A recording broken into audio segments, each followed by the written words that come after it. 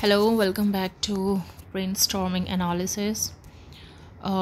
Today I'm explaining the next three questions of environmental legislation, जो कि assignment के questions है. So I have already uploaded the video of 48 minutes where I have discussed two questions. First, discuss the fundamental rights provisions pertaining to environment in the Indian Constitution. Second है explain the significance of National Air Quality Monitoring Program. ठीक है, तो I will not discuss these two questions. I will start from the third question, which is explain the salient features of Environmental Protection Act 1986. तो मैं directly जाती हूँ उस question के answer पे.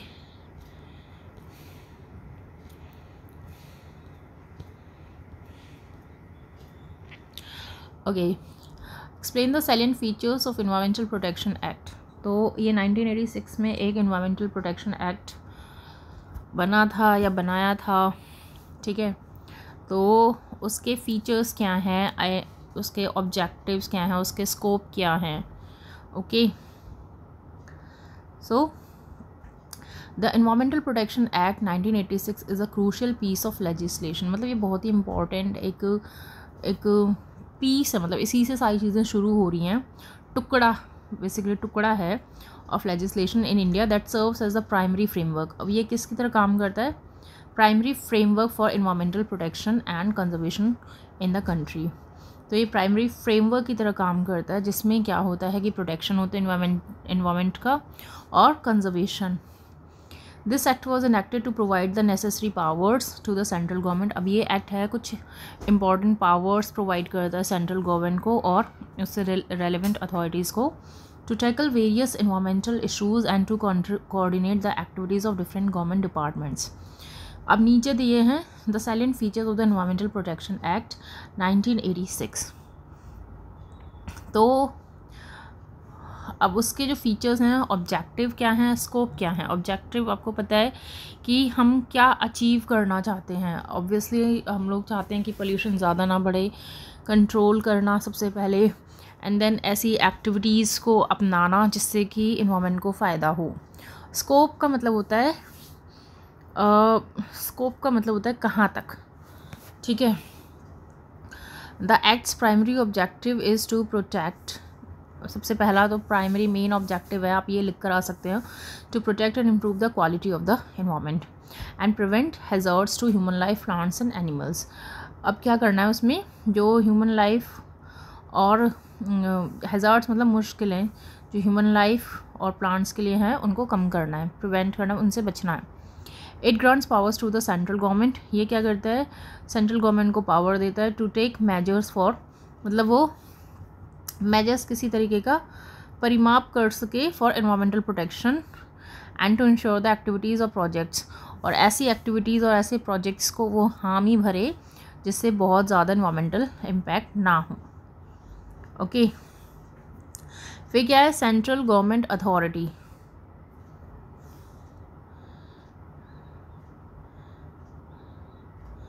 सेंट्रल गवर्नमेंट अथॉरिटी देखो, the act establishes the central pollution control board CPCB and state pollution control boards as regulator. मतलब अब ये रेगुलेटर करते हैं. जैसे आप लोग देखते हो ना, बाइक में पोल्यूशन का चालान आ जाता है तो एक वो बनता है कि इस महीने या 3 महीनों में इतना पार्ट्स पर मिलियन पोल्यूशन इसने कंट्रीब्यूट किया है एनवायरनमेंट में. तो बेसिकली बाइक्स का तो मेरे को पता है, बाकी जिसको जो भी पता है तो वो कमेंट्स में बता सकते हैं. फिर क्या है, CPCB is responsible for coordinating the activities. ये सारी जो SPCB हैं स्टेट बोर्ड का, जो CPCB है वो सेंट्रल पोल्यूशन कंट्रोल बोर्ड है, वो किसका देखता है, state board control pollution and providing technical assistance to the central government. ताकि वो किसको प्रोवाइड कर सके, सेंट्रल गवर्नमेंट को टेक्निकल असिस्टेंस प्रोवाइड कर सके, ताकि वो कुछ इम्पॉर्टेंट स्टेप्स ले सकें to control the environment pollution. फिर क्या है, regulatory mechanism. Okay, regulatory mechanism क्या है, the act empowers the central government to to establish standards for emission or discharge of environmental pollutants into the environment. अब इसमें है जो एक्ट है वो सेंट्रल गवर्नमेंट को एक हक देता है, एक ताकत देता है ताकि वो कुछ स्टैंडर्ड्स निर्धारित कर सके, ताकि जो भी धुआं, धूल, प्रदूषण वगैरह डिस्चार्ज हो रहा है एनवायरनमेंट, तो एक लिमिट तक, इससे ज़्यादा होगा तो डेंजरस है फॉर ब्रीदिंग, फॉर वॉकिंग, रहने के लिए बहुत ही ज़्यादा नुकसानदायक है। फिर क्या है, it authorises the central and the state government to take necessary measures for controlling the quality of air and water. Again वही है कि सेंट्रल और गवर्नमेंट, स्टेट गवर्नमेंट को इतना हक देता है ताकि वो कंट्रोल कर सके और नेसेसरी स्टेप ले सके for controlling the quality of air and water. The act provides for the appointment of environmental laboratories, ऐसी लेबोरेटरीज बन सकें for the purpose of analysis of sample from various sources. ठीक है, तो ऑथराइजेशन ऑफ हैज़ार्डस सब्सटेंसेस, हाँ, the central government has the authority to prohibit, या तो रोक सकती है, रिस्ट्रिक्ट कर सकती है the handling of hazardous substances. ठीक है, उनको रोक सकती है जो खतरनाक होंगे। द मैन्युफैक्चर, सबसे पहले तो मैन्युफैक्चरिंग में भी काफ़ी प्रॉब्लम होती है। Processing, use and import of hazardous substances are regulated under the act. Okay, फिर ये जो है environmental protection act empowers the central government to declare certain areas as ecologically sensitive, जैसे रिहायशी इलाके हैं वो इकोलॉजिकली सेंसिटिव हैं, restrict industrial activities in those areas.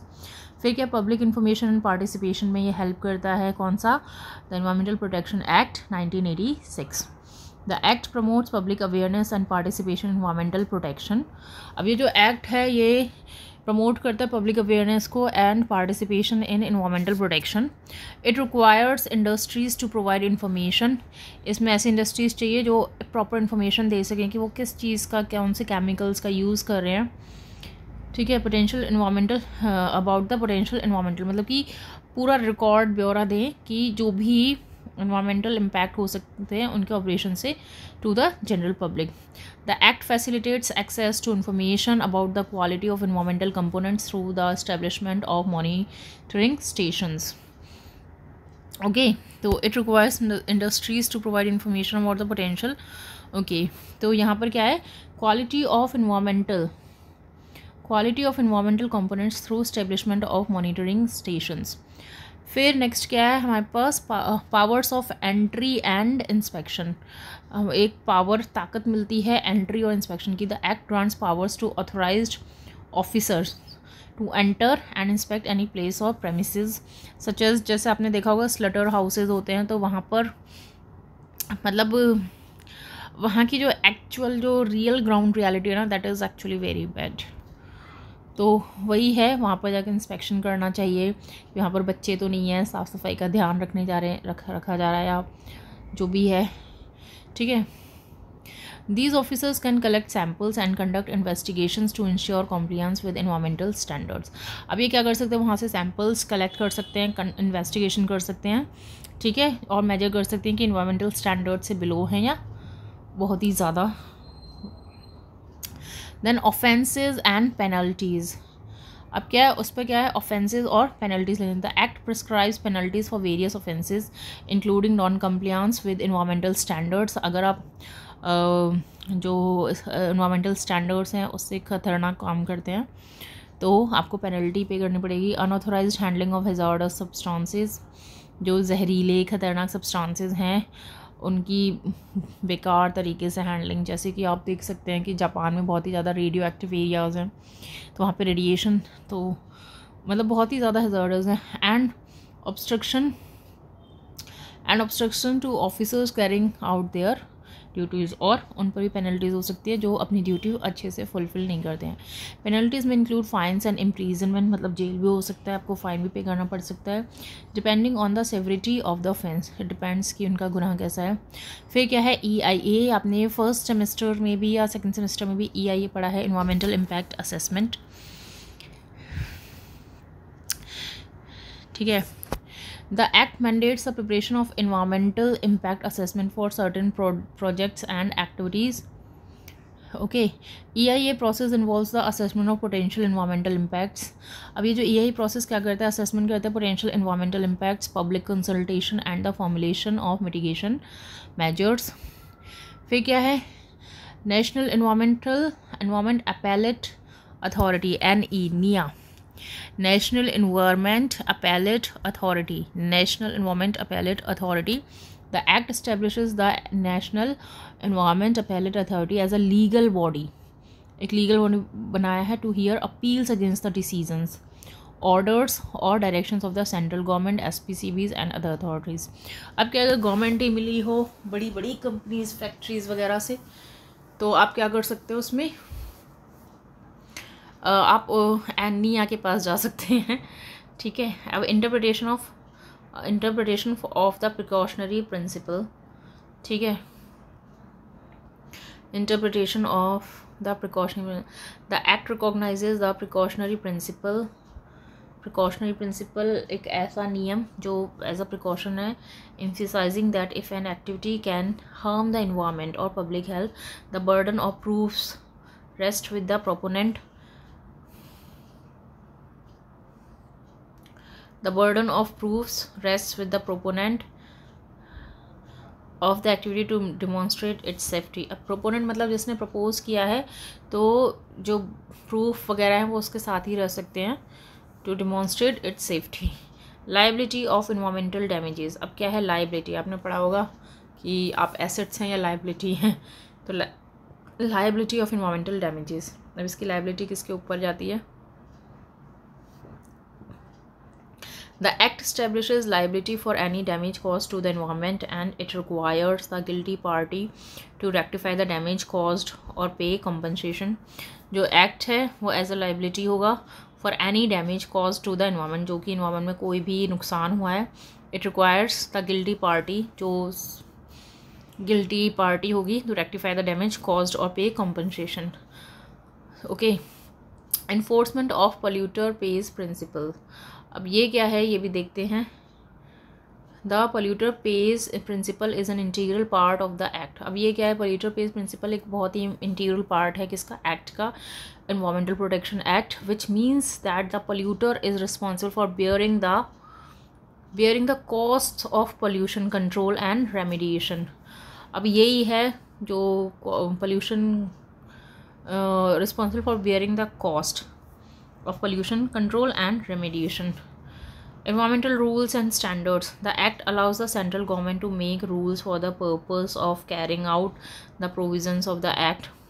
These rules and standards are formulated to regulate various activities and sectors have environmental implication. अब इसमें बोला है इन्होंने, these rules and standards are formulated to regulate various activities and sectors that have environmental implications. Okay. The Environmental Protection Act 1986 provides a comprehensive legal framework. अब यही है, एक legal framework की तरह काम करता है for addressing wide range of मतलब उनका पता लगाने के लिए जो बहुत ज़्यादा अमाउंट में environmental issues हैं इंडिया में. It emphasizes the, ये किस पे जोर देता है, it emphasizes the importance of prevention, precaution and public participation in environmental decision making. Through its regulatory provisions, it aims to strike a balance between economic development and environmental conservation while ensuring that those who harm the environment are held accountable. जो environment को नुकसान पहुंचाते हैं, they are accountable. The Act has been instrumental in guiding India's approach to environmental protection and sustainable development. तो काफ़ी अच्छा इसमें दे रखा है. ओके, नाउ है हमारे पास क्वेश्चन 4 है, explain the features of national health policy 2002, NHP 2002. The National Health Policy 2002 is a comprehensive healthcare policy framework that aims to address various aspects of healthcare and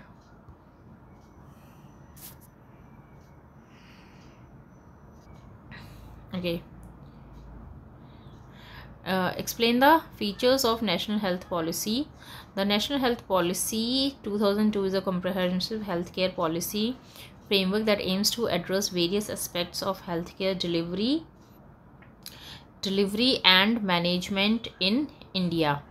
It provides a strategic vision for the health sector and outlines key principles, strategies, and objectives to improve the health and well-being of the population.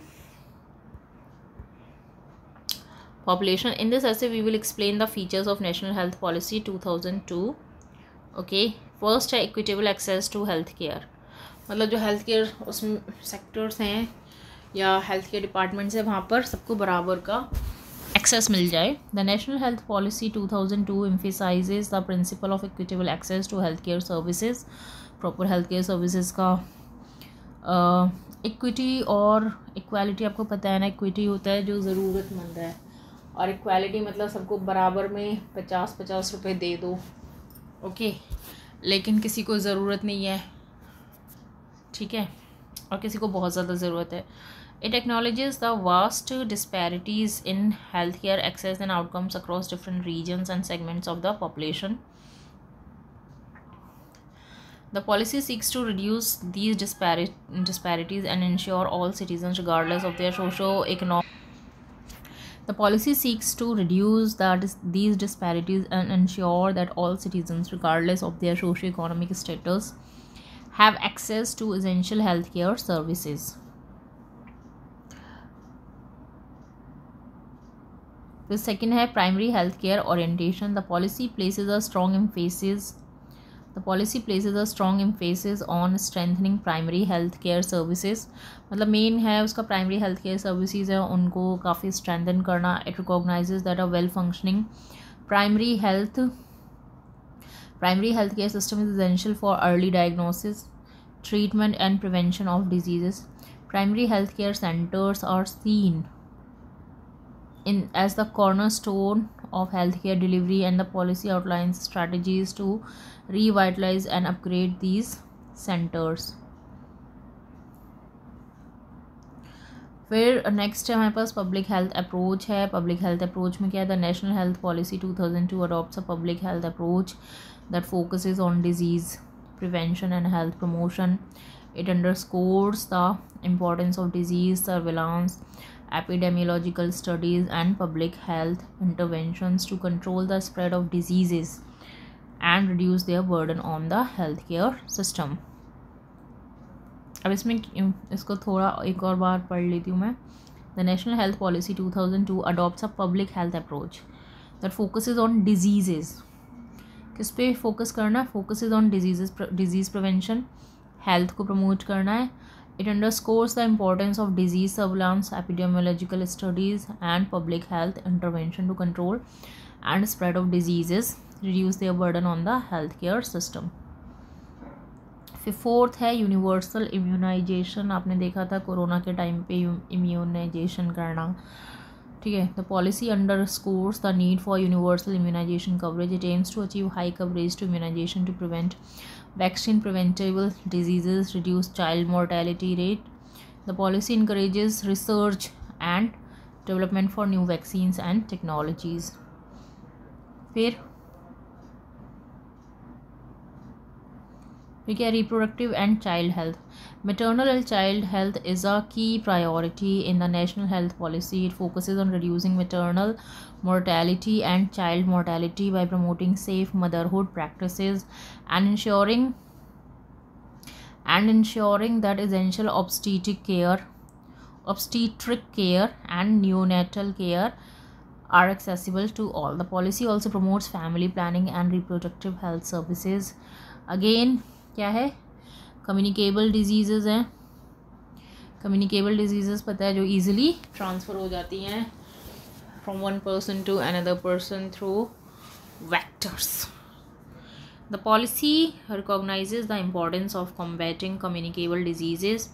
It outlines strategies to control and manage disease such as tuberculosis, okay, tuberculosis, malaria, HIV, AIDS. Special attention is given to reducing the stigma associated with HIV, AIDS and promoting safe behaviors. Then again हमारे पास है Non-communicable diseases. The policy acknowledges the increasing burden of non-communicable diseases, NCDs. Non-communicable diseases such as diabetes, cardiovascular diseases, cancer. It focuses on lifestyle modification, early detection and management of NCDs. The policy advocates for a multi-sectoral approach involving various government departments to address the risk factors for NCDs.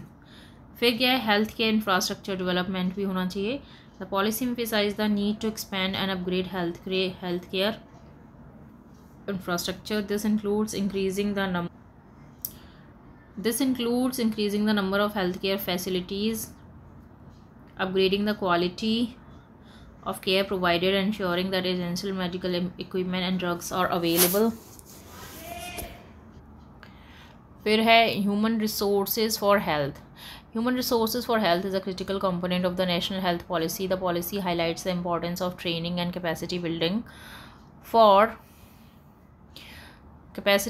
for healthcare professionals. It also addresses issues related to healthcare workforce distribution and retention, especially in rural and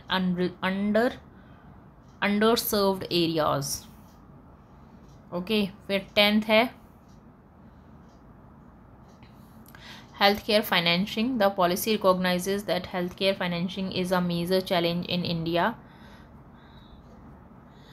It outlines strategies for increasing public investment in healthcare and promoting health insurance schemes to reduce the financial burden on individuals and families. The policy also advocates for innovative financing mechanisms. फिर health information systems. Health information systems. The national health policy underscores the importance of health information systems and data collection. It calls for the establishment of a robust health information system to support policy development, program implementation and monitoring of healthcare outcomes. फिर क्या है, quality of quality care provide करने. The policy places a strong emphasis on improving the quality of healthcare services. It advocates for quality assurance and accreditation mechanisms to ensure that healthcare providers meet established standards. It also promotes evidence-based medical practices. फिर है partnership and collaboration. अब देखो partnership and collaboration.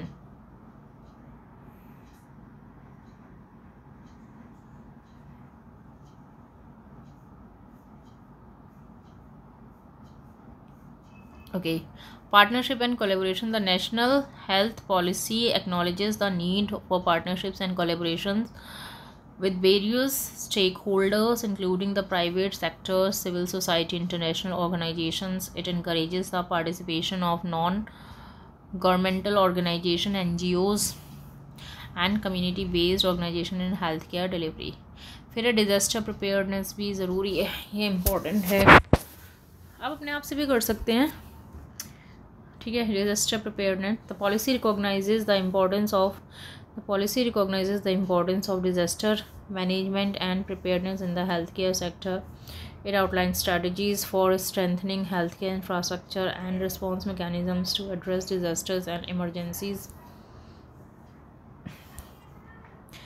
फिर है 15 हमारे पास है research and development. ये important है. Research and development in healthcare are essential for innovation and improvement. The policy promotes research in various aspects of healthcare, including the drug discovery, disease control, and healthcare technology development. तो 3rd and 4th हो गए question, and 5th है. And ये कल की तरह video बड़ी नहीं होगी, सो डोंट वरी. आप लोगों की वजह से मैं पढ़ रही हूँ, अपनी तैयारी कर रही हूँ मैं. सो ओके, क्वेश्चन 5th है, explain the features of Paris agreement on climate change. ये पेरिस का रोल क्या है पढ़ लेते हैं थोड़ा सा. ठीक है, तो यहाँ पर क्या है, the Paris agreement on climate change adopted in December 2015. At the 21st conference. अब क्या है, 21st कॉन्फ्रेंस हुआ है of the parties, COP, conference of the parties 21 into the United Nations framework convention on climate change, UNFC. क्या, United Nations framework convention on climate change. United Nations framework convention on climate change is a landmark international treaty aimed at addressing the global challenge. UNFCCC. पहले मैं इसको याद कर लेती हूँ. United Nations framework convention on climate change. United Nations Framework Convention on Climate Change is a landmark international treaty aimed at addressing the global change of climate change. The agreement features a set of key provisions that represent a collective effort by the international community to combat climate change and its impacts. अब इसके क्या हैं, Paris agreement के कुछ features दे रखे हैं. First है global commitment, ठीक है. फिर क्या है, नेशनल डिटरमाइंड कॉन्ट्रीब्यूशंस. पहले इन दोनों को ही कर लेते हैं, थोड़ा सा पढ़ लेते हैं. The Paris agreement reflects a universal commitment to limit global warming to well below 2 degrees Celsius above pre-industrial levels with an aspirational target of limiting it to 1.5 degrees Celsius. This signifies an acknowledgement of the urgency of addressing climate change. अब ये हुआ क्या है, the Paris agreement reflects a universal commitment. अब ये क्या है, इसमें इस एग्रीमेंट में क्या है कि यूनिवर्सल कमिटमेंट है टू लिमिट ग्लोबल वार्मिंग. मतलब कि ग्लोबल वार्मिंग काफ़ी बढ़ती जा रही है ना, कम से कम 2 डिग्री कम करेंगे above pre industrial levels with an aspirational target of limiting it to 1.5 degree Celsius. This signifies an acknowledgement of the urgency. मतलब ये कितना ज़्यादा एक ज़रूरी है क्लाइमेट चेंज के ऊपर ये कमिटमेंट. फिर है हमारे पास नेक्स्ट है नेशनली डिटरमाइंड कॉन्ट्रीब्यूशन. देखो under the nationally determined contributions under the Paris Agreement, each participating country submits its national determined contribution which outlines its specific climate action plan. Okay, nationally determined contribution में हमने देखा है which outlines its specific climate action plan including mitigation and adaptation measures. These are determined by each country based on their individual circumstances, capabilities and contributions to emissions. Okay फिर क्या है, review and update के लिए Paris agreement हुआ है. The agreement establishes a process for regular reviews and updates for countries NDCs. This process encourages countries to increase the ambition of their climate action plan over time. Reviews occur every 5 years with first global stock taking place in 2023. फिर क्या है, ये important है, transparency and reporting के लिए है. The agreement emphasizes the importance of transparency, accountability and reporting. Parties are required to provide detailed information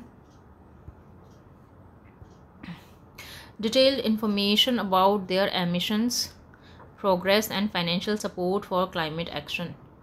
Developed countries are expected to assist developing countries in improving their capacity for reporting.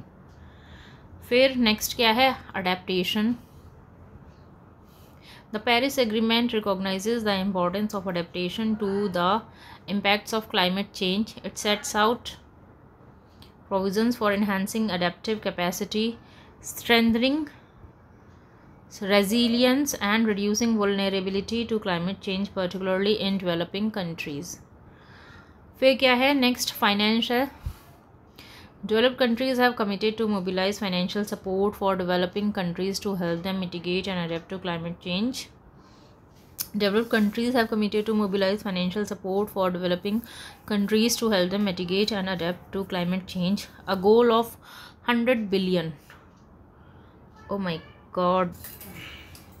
Developed countries have committed to mobilize financial support for developing countries to help them mitigate and adapt to climate change.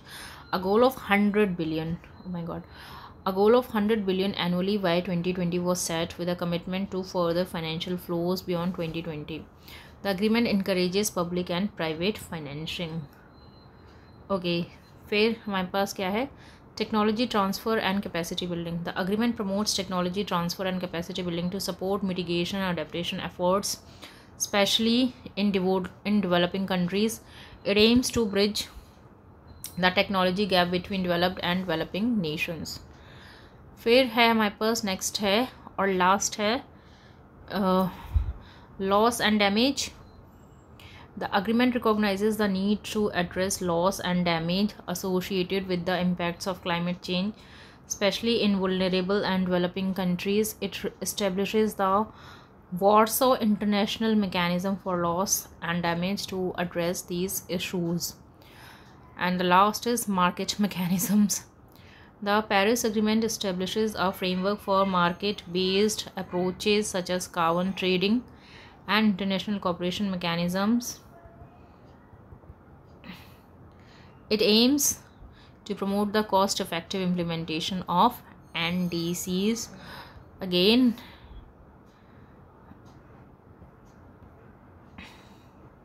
nationally determined contributions.